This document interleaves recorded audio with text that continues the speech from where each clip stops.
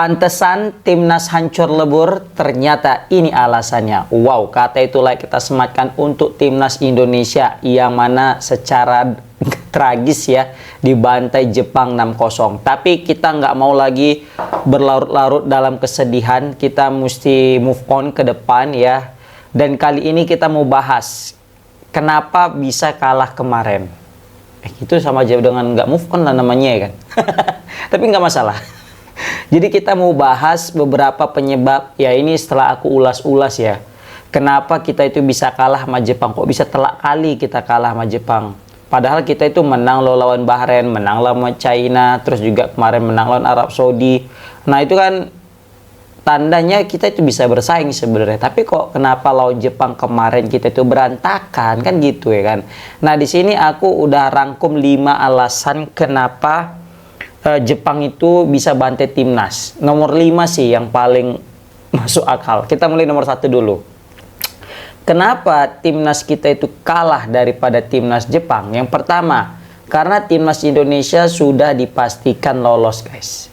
Jadi karena udah dipastikan lolos ke round 4, maka motivasi pemain timnas itu untuk meraih poin atau bermain dengan totalitas juga pasti sudah berkurang.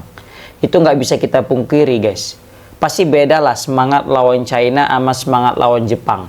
Kenapa? Lawan China itu sebagai penentu. Sedangkan lawan Jepang kemarin nggak menentukan apa-apa. Jadi ketika jumpa sama Jepang ya udah macam laga amal.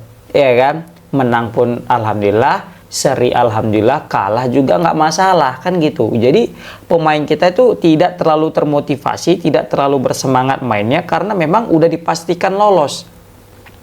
Beda hal ya kalau misalnya kita itu tadi belum dipastikan lolos malah ini menjadi partai penentu. Mungkin ya, mungkin bisa jadi Jepang juga akan keteteran menghadapi timnas Indonesia. Karena apa? Karena timnas pasti akan mainnya lebih ngotot dan lebih semangat, apalagi dihadiri dengan puluhan ribu supporter. Ya kan? Karena itu menyangkut masa depan karir mereka di timnas. Ya kan? Mereka pasti juga pengen tampil di Piala Dunia, pemain-pemain diaspora kita ini, pemain-pemain timnas kita lainnya juga yang bermain di Liga 1. Kenapa? Karena ketika mereka sudah berhasil masuk Piala Dunia, maka mereka akan menjadi sorotan. Klub-klub itu akan memantau pemain-pemain yang berlaga di Piala Dunia. Ini siapa, dan juga akan meningkatkan value mereka di transfer market. Jadi selain mereka itu berhasil mendapatkan prestasi di timnas, secara tidak langsung mereka juga akan mengangkat value mereka di level klub nanti. Nah, jadi karena sudah dipastikan mereka sudah lolos ke round 4, maka mereka tidak bermain totalitas. Ya, jadi itu alasan pertama. Alasan yang kedua adalah karena takut akumulasi kartu. Dan ini benar kali. Kenapa? Karena ini masih di round 3, sedangkan Indonesia setelah ini akan menjalani partai yang gak kalah kerasnya, yaitu di round 4. Bahkan bisa kita bilang ini partai yang lebih keras daripada di round 3 ini, guys. Kenapa? Karena kita akan main cuma 2 kali, dan yang diambil cuma 1 tim dari 3 negara dalam satu grup itu. Nah, maka mau tidak mau Indonesia harus mengalahkan kedua negara tersebut, atau minimal 1 menang dan 1 seri, tapi dengan agresivitas gol yang cukup tinggi. Nah, bisa kita bayangkan jika ada pemain kita yang bisa kita bilang terkena akumulasi, maka itu akan menjadi kerugian, baik itu ke pemain dan juga baik itu ke timnas kita. Maka dari itu kayaknya mungkin udah ada pembicaraan di belakang sebelumnya ya, sebelum main lawan Jepang ini, mungkin ada instruksi untuk berhati-hati, jangan main terlalu ngotot, ya fokuslah, tapi tidak terlalu kasar sehingga berujung nanti kena kartu kuning atau apalagi sampai kena kartu merah, yang mana imbasnya nanti ke tim dan ke mereka juga sendiri. Makanya kenapa aku bisa bilang Indonesia bisa terbantai kemarin ngelawan Jepang, ya salah satunya itu karena pemain-pemain kita itu takut mendapatkan kartu kuning. Makanya mainnya coba tengok, kan nggak ada yang kena kartu kuning, nggak ada yang main kasar kali. Kenapa? Karena Indonesia mau jaga-jaga. Dia udah sadar lawan Jepang ini bukan ada untungnya. Memang untungnya kalau kita menang dapat ranking FIFA lah tinggi kan. Tapi untuk apa ranking FIFA tinggi tapi nggak lolos Piala Dunia? Tapi kalau misalnya ranking FIFA tinggi tapi ada pemain kita yang cedera atau ada pemain kita yang kena akumulasi kartu sehingga berdampak kepada penampilan kita selanjutnya di round 4 yang kita gagal menang gara-gara kehilangan pemain utama, pemain inti. Nah itulah yang mungkin salah satu analisaku kenapa kayaknya Indonesia itu kurang greget mainnya kemarin. Ya kan? Jadi yang pertama karena sudah dipastikan lolos, yang kedua yang untuk menghindari yang namanya akumulasi kartu, guys.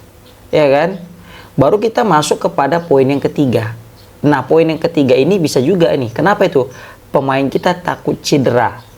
Lah, apa kaitannya bang pemain takut cedera? Ya setiap main kan pasti takut cedera lah pemain. Ya cedera kan bagian daripada permainan. Kalau nggak mau cedera ya nggak usah main kan gitu. Tapi ingat, ini adalah pertandingan terakhir, apa bisa kita bilang, pertandingan terakhir timnas negara FIFA Matchday kan. Setelah ini kan mereka liburan, dan mereka ini kalian mesti tahu tidak semua tim, tidak semua pemain ini udah ada kontraknya dengan klub. Ada sebagian pemain itu yang masih nasibnya itu ya belum jelas kontraknya dengan klubnya itu gimana. Apakah masih lanjut apa tidak? Bahkan udah ada yang nggak ada klub sekarang ini. Contoh kayak Sean Patinama, dia nggak ada klub, dia mesti kemana saat ini? Walaupun ada ke Buriram katanya ya kan, tapi sempat nantilah cedera dia ini. Bisa jadi mungkin yang sempat ada pembicaraan dengan sebuah klub yang mungkin kita tidak ketahui, gara-gara ada cedera, gara-gara partai lawan Jepang ini tiba-tiba main ngotot kali, tiba-tiba cedera, parah pula, sampai 3-6 bulan, apalagi sampai naik meja operasi hingga setahun, maka bukan hal tidak mungkin. Ini akan menjadi kerugian sendiri bagi dirinya dan juga bagi timnas. Mungkin bagi timnas bisa mencari pengganti yang lain, tapi untuk bagi dirinya, sulit kan? Dia mesti gimana? Nah, makanya karena ini udah di penghujung musim dan mereka banyak juga yang masih ya pindah-pindah pemainnya transfer, kayak Tom Hai lah contoh lagi. Dia udah pamit di Almere City kan. Kayaknya nggak akan mungkin dia main di Liga 2 Belanda. Kayaknya mungkin dia akan mencari klub-klub lain. Nah, bayangkan tiba-tiba Tom Hai cedera gitu lah, misal parah pula. Gimana nasib dia? Nah, seperti itu. Jadi itu alasan yang ketiga guys, kenapa pemain kita itu nggak totalitas mainnya. Dipastikan lolos, takut akumulasi dan takut cedera. Dan yang keempat adalah timnas tidak menurunkan skuad terbaiknya.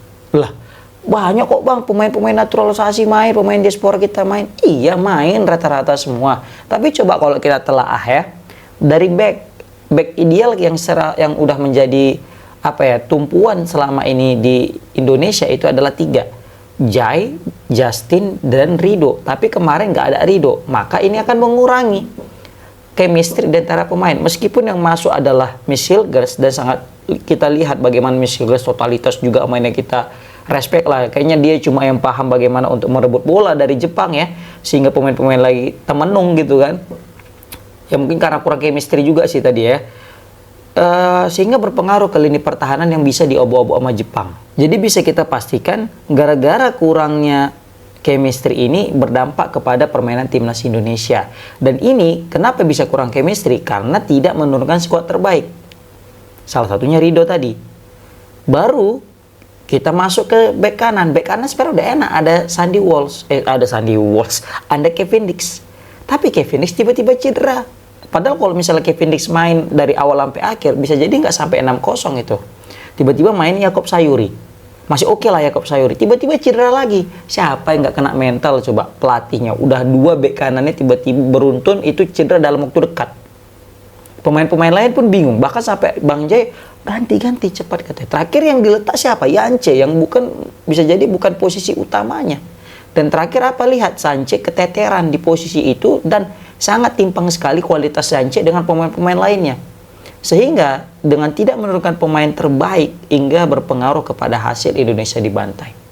Seperti itu guys. Jadi tidak menurunkan skuad terbaik itu juga berpengaruh. Baru juga Kelvin Verdong di back kiri. Kita tahu biasanya di wing back sebelah kiri itu ada Kelvin Verdong, tapi yang turun Dean James. Tapi Dean James nggak bisa buat apa-apa. Tidak ada pergerakan yang bisa kita bilang setara dengan selevel Kelvin Verdong. Kemudian digantilah, masuklah Sean Patinama. Sama aja, hasilnya juga berantakan. Ya kan, pokoknya Sean Patinama dan juga Dean James belum bisa mengimbangi kualitas daripada seorang Kelvin Verdong. Nah, ini menunjukkan bahwa saya tidak menurunkan skuad terbaik itu berpengaruh kepada hasil timnas kemarin, guys. Baru juga kita masuk ke lini tengah. Lini tengah udah klop adalah Tom Hai sama Pelupesi. Nah, Marcelino kan main tidak dari babak pertama. Marcelino main dari babak kedua, sehingga karena tidak diturunkan dari mulai awal babak pertama, mungkin pasti ada kesan yang berbeda lah, sentuhannya pasti berbeda lah. Nah, makanya Marcelino juga tidak terlalu perform. Nah, seperti itu. Baru juga tidak ada Ragnar Oratmangun. Memang kita lihat di situ ada Beckham, tapi Beckham kalau dibanding sama Ragnar Oratmangun jauh lah pasti. Iya kan? Beckham kena body kemarin, kalah. Ragnar mungkin masih bisa fighting dia. Bahkan kemarin tuh Ragnar salah satu yang punya peluang untuk mencetak gol tapi gagal ke gawangnya Suzuki kan. Nah, dengan tanpanya Ragnar, tanpa hadirnya seorang Ragnar di timnas itu sangat berpengaruh.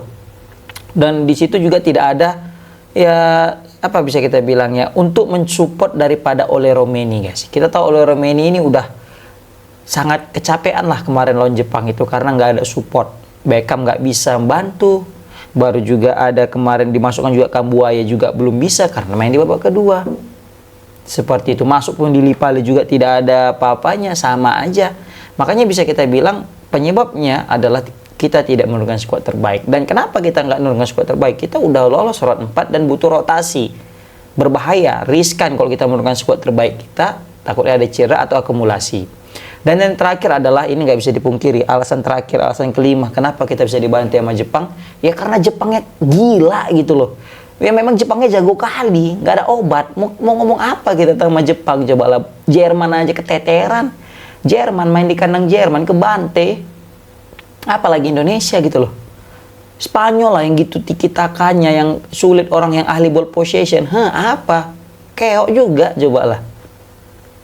Jadi kalau misalnya kita bilang Indonesia kayak gini lah, Jepangnya ngeri, serius.